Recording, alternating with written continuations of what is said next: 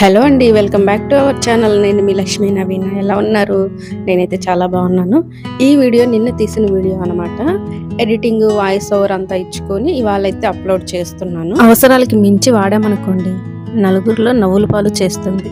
అదే అవసరానికి తగ్గట్టు వాడామనుకోండి, అదే నలుగురిలో గౌరవాన్ని నిలబెడుతుంది. దేని గురించి అనుకుంటున్నారా? ఇదిగో దీని గురించి. ఇది నోరు లేకుండానే పలికిస్తుంది, కళ్ళు లేకుండానే శాసిస్తుంది, చేతులు లేకుండానే ఆడిస్తుంది, కాళ్ళు లేకుండానే నడిపిస్తుంది. లేని బంధాలను కలపాలన్నా, ఉన్న బంధాలను తెంచాలన్నా దీనికి మాత్రమే సాధ్యమవుతుంది. ఉన్నప్పుడు ఎగిరెగిరి పడటం, లేనప్పుడు అణిగి మణిగి ఉండటం, ఇలా ఊసరి వెళ్ళేలాగా రంగులు మార్చడం కన్నా నువ్వెప్పుడు ఒకలాగే ఉన్నావనుకో, ఎంత పెద్ద కష్టం వచ్చినా ఒకరి మీద ఆధారపడకుండా బ్రతకగలవు. ఇవాళ ఇది ఎందుకు చెప్తున్నానంటే, కేవలం దీన్ని చూసి మాత్రమే కొన్ని బంధాలు పుట్టుకొస్తాయి. అలాంటి బంధాలతో కొంచెం జాగ్రత్తగానే ఉండండి. సో ఇక ఇవాళ మా ఇంట్లో బ్రేక్ఫాస్ట్ వచ్చేసి ఉప్మా అనమాట. నాకు నచ్చని ఒకే ఒక బ్రేక్ఫాస్ట్ ఏదైనా ఉంది అంటే అది ఉప్మానే.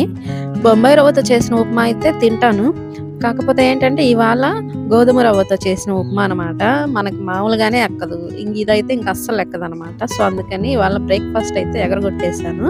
అందుకే లంచ్ కొంచెం త్వరగానే ప్రిపేర్ చేశాను. ఇవాళ మా ఇంట్లో లంచ్ వచ్చేసి మిరియాల రసము, తోటకూర ఫ్రై, ఇంకా చికెన్ కర్రీ అన్నమాట. దాంతో పాటుగా వేడివేడిగా ఉన్న తెల్లని అన్నం, చల్లని పెరుగు అనమాట. సో ఈ రోజు మీ ఇంట్లో ఏం చేశారు, మీరేం తిన్నారు అనేది కామెంట్ చేయండి, జస్ట్ తెలుసుకుందామని. నేనైతే ఇక ఎప్పట్లాగానే ఇంట్లో పనులన్నీ చేసేసుకొని ఫ్రెష్ అయ్యి వంట చేసేసి చెప్పాను కదా మార్నింగ్ బ్రేక్ఫాస్ట్ ఎగరగొట్టేసానని. అందుకనే కొంచెం త్వరగానే తింటున్నాను. ఇవాళ మా వారితో కలిసి ఇవాళ తినలేకపోతున్నాను. డైలీ ఇద్దరం కూర్చొని కలిసి తినేవాళ్ళము. ఇవాళ అయితే ఆయనతో తినలేకపోతున్నాను. ఇవాళనే కాదు, నేను ఏ రోజు అయితే బ్రేక్ఫాస్ట్ అనేది ఎగరగొట్టేస్తానో ఆ రోజు కొంచెం ఎర్లీగానే వంట చేసేసి తినేస్తాను అనమాట. ఎందుకంటే ఇంకా తినటం లేట్ అయితే నాకు తలనొప్పి స్టార్ట్ అవుతుంది.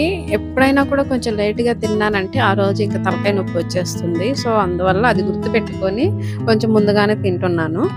మనం ఎంత కష్టపడ్డా, ఎంత సంపాదించినా ఈ ఒక్క ముద్ద కోసమే. ఇంట్లో ఉండి ఇంటిని, ఫ్యామిలీని చూసుకుంటూ ఉండే ఆడవాళ్ళు బయటికి వెళ్ళి జాబ్ చేసే ఆడవాళ్ళకి ఏమాత్రం తక్కువ కాదు.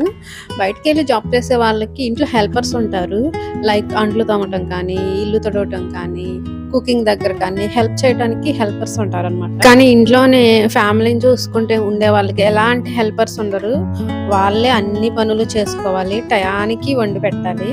అలాంటప్పుడు వాళ్ళ హెల్త్ కూడా చూసుకోవాలి కదా. చూసుకుంటేనే మనం మళ్ళీ నెక్స్ట్ డే లేచి అందరికి అన్ని చేసి అందించగలం. కొంతమంది ఉంటారు బయటకు వెళ్ళి జాబ్ చేస్తూ కూడా ఇంట్లో పనులన్నీ వాళ్ళే చేసుకుంటారండి. నిజంగా అలాంటి వాళ్ళు చాలా గ్రేట్. అసలు అంత ఓపిక ఎక్కడి నుంచి వస్తుందో కూడా అర్థం కాదు. నేనైతే శుభ్రంగా తినేసి సండే రోజు మేము బయటకు వెళ్ళాము, డిమార్ట్కి వెళ్ళేసి అక్కడ నుంచి తెచ్చిన కిచెన్ ఐటమ్స్ అన్ని చెక్ చేసుకుంటున్నాను. నాకు ఇది ఒక అలవాటు అనమాట. ఇంటికి రాగానే ఆ లిస్ట్ లో ఉన్నవి కరెక్ట్ గా వచ్చాయా లేదా అని చెప్పి చెక్ చేసుకోవటం నాకు అలవాటు అనమాట. అలా చెక్ చేసుకొని అన్ని నీట్ గా సర్ది పెట్టుకుంటాను. మీలో కూడా ఇలా ఇంటికి రాగానే ఇలా చెక్ చేసుకోవటం ఎంతమందికి అలవాటు ఉంది అనేది కామెంట్ చేయండి. ఆగస్ట్ లో ఊరు వెళ్ళానని చెప్పాను కదా. సో ఆగస్ట్ ఎండింగ్ లో అయితే వచ్చాము.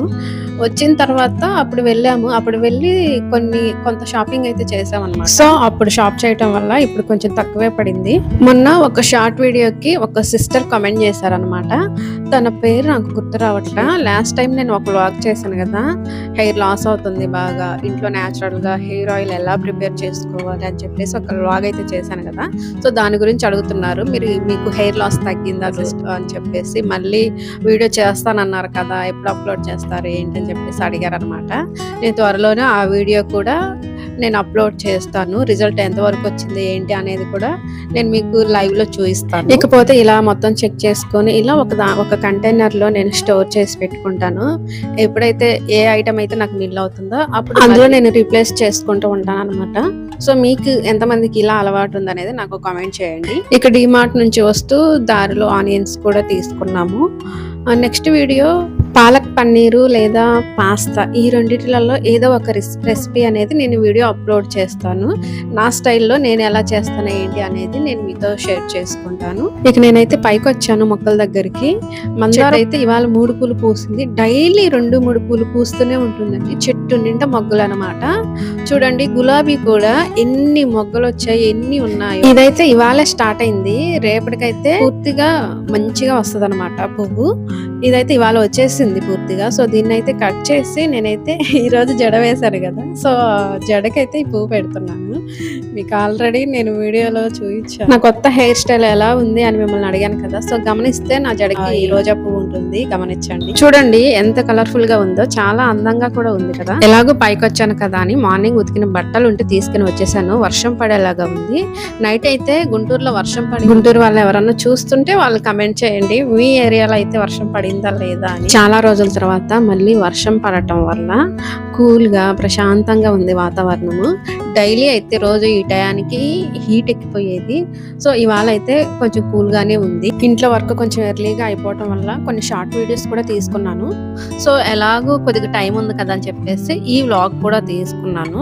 టైం వచ్చేసి ఈవినింగ్ 5 or 5:30 అట్లా అవుతుంది. సో ఇక బట్టలన్నీ మడత పెట్టేసి స్ట్రాంగ్ గా ఒక కప్పు కాఫీ అయితే పెట్టుకున్నాను.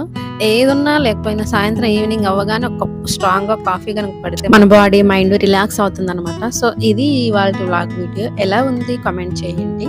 Thanks for watching. Bye bye.